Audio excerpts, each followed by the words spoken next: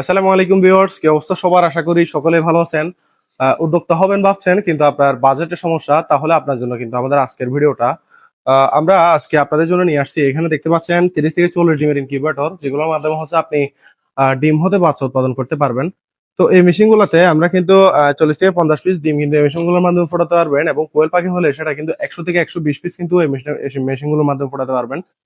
এখানে আমরা হচ্ছে সর্বোচ্চ হাই কোয়ালিটি কন্ট্রোলার ইউজ করেছি, যেটাতে হচ্ছে অটোমেটিক কিন্তু টেম্পারেচারটা কন্ট্রোল হবে।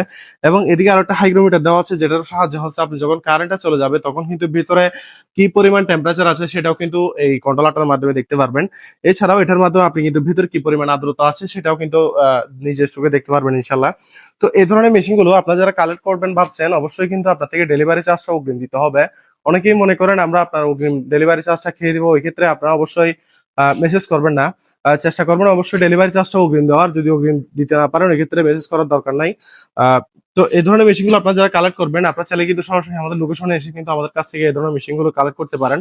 আমাদের লোকেশন হচ্ছে রাউজান, চট্টগ্রাম, পাহাড়তলী।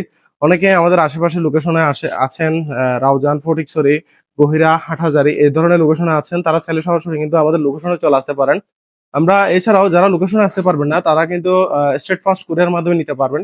তবে ওই কথা একটাই, আপনাদের কিন্তু অবশ্যই ডেলিভারি চার্জটা অগ্রিম দিতে হবে, এবং বাকি টাকা আপনি যখন প্রোডাক্টটা হাতে পাবেন তখন রাইডার হাতে দিবেন।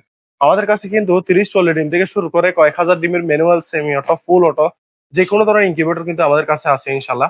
আপনারা যারা কালেক্ট করবেন স্ক্রিনে দেওয়া নাম্বারে যোগাযোগ করবেন। ধন্যবাদ। আসসালামু আলাইকুম।